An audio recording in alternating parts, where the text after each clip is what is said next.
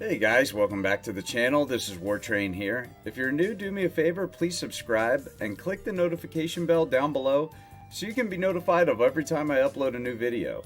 And if you enjoyed the video, please hammer down on that like button. You really help out the channel. And with that said, guys, today's video I want to talk about Nintendo and what they recently came out and said at their 79th annual shareholder meeting.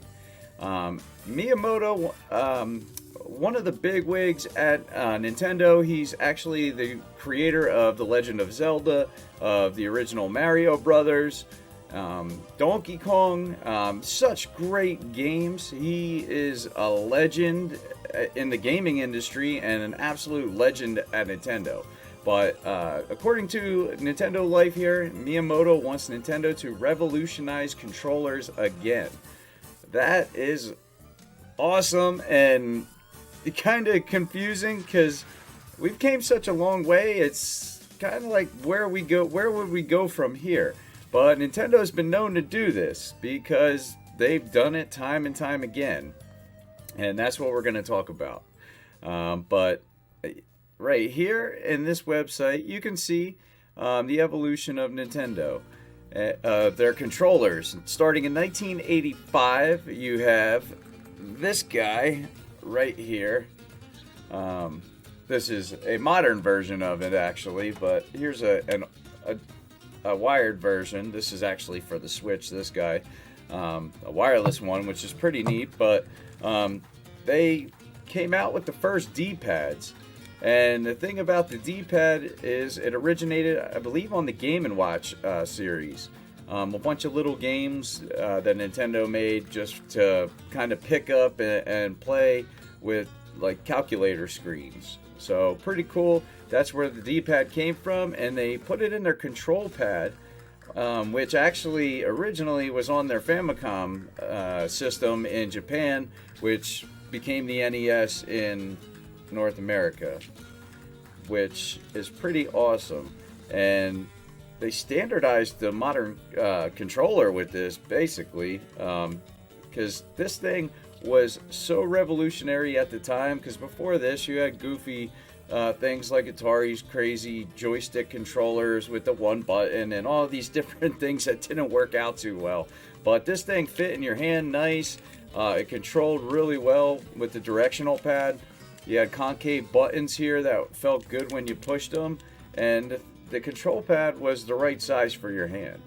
But they quickly started upgrading this, and later in the NES's life cycle, they came out with this guy, the dog bone controller. And you can see why it's shaped like a dog bone. I'm not a huge fan of the D-pad on this one compared to the NES one, or the original NES one. The D-pad is a little stiffer, just a different material. It feels different, but it does feel better in your hands. They angled the buttons here because it just made sense with the rounded controls pad, and that was a pretty big deal because then in their next evolution of their controller, we got the Super Nintendo controller, which kept the D-pad, but we went for a 4-button design. 2 concave, and the other ones popped out. I forget what they call that. But you got the shoulder buttons, which was a major jump because right before that, you had other people trying to copy Nintendo's style, like Sega Genesis, which they came out with a good controller too. This felt decent in your hands, real big, had big arcadey feeling buttons, and they added one. So this was kind of a big deal. Their D-pad was much larger, so Nintendo's answer was this, and I think they made the right choice here because with the shoulder buttons, it's just easier to pull off different things in more modern games. They revolutionized this diamond pattern that was not really a thing before that, so pretty big deals here as far as controller evolution. This thing fit in your hand a lot better, being that it was rounded, similar to the dog bone. And just with these shoulder buttons, it made all the difference. So much so that other places started to copy this kind of stuff because PlayStation 1 had came out a little towards the end of the Super Nintendo's life cycle, because actually Sony PlayStation was working with Super Nintendo to be an add-on to the Super Nintendo, but Nintendo kind of burned them, so they did their own thing out of spite, and we got the Sony PlayStation, a 32-bit console, which they added a second shoulder button and more like handles at the bottom of the controller, but it did feel good in your hand. And they kept the diamond pattern here, and we got the D-pad. Even though it'd be a little different, it's still a D-pad, and so you had people keeping their design at that point because they knew that it worked. And then that's when Nintendo's answer in 1996 was the Nintendo 64, because now we had the introduction of 3D gaming. Early 3D gaming, which was very primitive, but there was no standardized way to control this stuff. So they kept the traditional D-pad, the shoulder buttons, you had your A and B, but now they added the diamond pattern, which now became, for most games, the camera controls. And you had the analog joystick, which became the way that 3D, a way to move in the 3D world. And then you also had Z targeting, which was on the back, and this worked great to basically target in on things because the cameras were definitely kind of wonky, so it was a way to kind of zone in on whatever your target was and be able to attack. And a lot of people were confused by this controller. I picked it up and pretty much knew how to use it instantly. I seen people reach across and do this number, and I just thought that was always weird because it's like, how do you hit the Z button? I mean, you're supposed to hold it like this. It's multi-function, so you have this function here, standard, and then you have this function here with the trigger, the Z button underneath for easy pressing, and it feels really good in your hand. I mean, this actually did work, but the joystick was definitely a little high, and I think that caused some problems. It got damaged fairly easily because of this.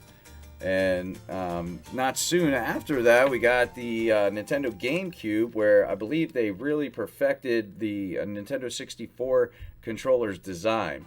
And this is really a step up here. And why that is because instead of having those diamond-shaped yellow C buttons, now you have it just in one C joystick, and this was early dual analog. And you had, in my opinion, a way better joystick because it wasn't raised so high, and it just felt a lot better. And the controller is so much more comfortable. It just fits in your hand really good. Some people think this is the best feeling controller. That's debatable.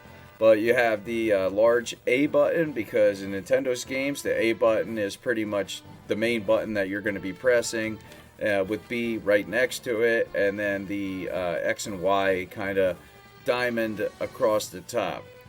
But this worked. You still had the D-pad. You had awesome analog buttons that felt good to squeeze down on. And they were great for like racing games and stuff because you were able to actually rev the gas and things like that. And you still had your Z targeting button, but now it's just moved and like a little bumper, like a little shoulder bumper on the above the triggers. So definitely a major step up as far as 3D gaming, and everybody started copying that design at that point. I mean, you had like PlayStation, this is a PlayStation 3 controller, but like the PlayStation 2 controller was fairly the same thing, and so was the was it DualShock, the original one. You had your dual analog buttons and your D-pad, your diamond control, your diamond button controls, shoulder buttons, and now the other shoulder buttons became more like triggers. And I mean, that's even like the modern PlayStation controller hasn't really changed much. It's pretty much the same exact thing, except for you have a touchscreen here that actually acts as a button as well. So not a whole lot has changed for the PlayStation controller since then, and Xbox is pretty much doing the exact same thing. But as far as those modern ones too, now the thumbsticks actually click in as L and R3. So that was like the only real difference that you were getting kind of past that. Which now all of them have that. Even Nintendo's Switch Pro Controller or the Wii or the Nintendo Switch Joy-Con controllers, they all have that standard. But then Nintendo tried to switch it up actually after the GameCube controller, and then that's when we got the Wiimote. And the Wiimote, just totally different. It was motion controls, and at the time, this thing was amazing. Everybody started buying it. I actually got mine launch day just by chance. I was just somewhere looking at games and stuff, and I seen this came out, not really knowing it was coming out that day. And it looked cool, so I picked one up, and then I found out they were like super hard to get, and people were waiting in these crazy lines to get them, and I was like one of the few to have one for probably about a good 6 months. It was crazy, but as people wanted this, I was playing it for a long time. But lots of fun, and you can't forget the nunchuck they added here that basically gave you your analog and your bumpers here and your trigger, and then you still had like now it was a B button, but still as a trigger, like a Z targeting or something underneath. But you also had the motion controls, so this did something unique. And it was janky, but it worked.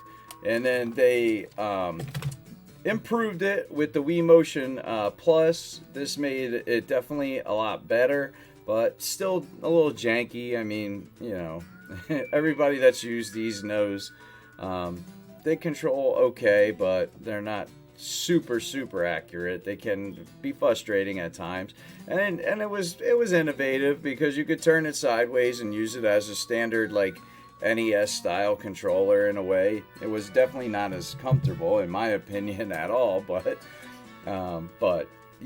that's just how their controllers have changed so much. And Nintendo had done all these things. I mean, they're the ones that came out with this D-pad, which changed to this analog stick, the joystick here with the Nintendo 64. Those were major accomplishments for Nintendo, and the motion controls. I mean, those 3 different things were absolutely major, and they're things that you still see in controller design to this day, and you're probably going to see maybe from now on forever. I mean, who knows? I don't know what else they could come up with. Nintendo wants to do something, but I mean, even their modern controller, the Switch Pro controller, it uses all these features. You got, bumpers, triggers, joysticks, dual joysticks that have the L and R3 where you click them in, the D-pad. I mean, it incorporates all of this, but now you also have HD Rumble, which Nintendo's the one that first put Rumble on their controller, where you were able to add a Rumble pack in the back of your controller. So they're the ones that really innovated a ton of stuff here, and it's absolutely amazing because after that Rumble went into that controller, it was in every controller soon after. And it's still there, and now they have HD Rumble, they have an NFC reader in this thing, they've got gyro controls for motion, so now they kind of incorporate all those things into one controller. And that's why the Nintendo Switch Pro controller sells for like $70, $80 or whatever. It's kind of understandable. It's got a lot of tech packed into it, and same with the Joy-Cons. I mean, those things have infrared cameras and all kinds of stuff. It's crazy, but their controllers are awesome. But Miyamoto wants to re-revolutionize controllers again. So let's check out this article a little bit, and I'll kind of just read a little bit of it, and I'll throw my 2 cents in here. But Nintendo has been one of the biggest names in video games for decades. Yeah, they have, for good reason. Everybody knows about their amazing software like Mario, Zelda. They also deserve credit for their contribution for the controllers, which I just showed you. It's absolutely amazing. Shigeru Miyamoto explained at a recent shareholder meeting that Nintendo pioneered the D-pad, then brought the joystick to the home console for the first time with the 64, which we're still using all those. They're now industry standards. But they were revolutionary or evolutionary at the time. But when asked about game styles, growing style, Miyamoto expressed a desire for another controller revolution. I don't know where they'd go from here, so that's interesting. But Miyamoto wants it. So hopefully Miyamoto can get some people to do some cool stuff. Because Nintendo's R&D, research and development, is like the Willy Wonka factory of gaming. They're crazy and do the coolest stuff. I'd love to see what's behind those doors. But, let's see. As of now, in terms of accuracy, reliability, he believes this style is the clear winner. But at the same time, I also believe that we should quickly graduate from the current controller. And we're attempting all kinds of things, according to Miyamoto here. Their objective is to achieve an interface that surpasses the current controller. That's a tough call right there. I don't know. That's a tough order. Where what the player does is directly reflected on screen, and the user can clearly feel the result. That's interesting. I don't know how that would work. Maybe some kind of other feedback. But this has not yet been achieved. We've tried all kinds of motion controllers, but none seem to work for all people. As the company that knows the most about controllers, Nintendo's been striving to create a controller that can be used with ease and that will become the standard for the next generation. Wow, that's a tall order, I gotta say. I don't know what they could come up with, but hey, this is Nintendo. They come up with some crazy stuff. But Miyamoto identifies Nintendo as the company that knows the most about controllers. It's absolutely true. They're amazing at innovation. And it's their duty to create a new standard for the industry. But unclear how involved he is personally.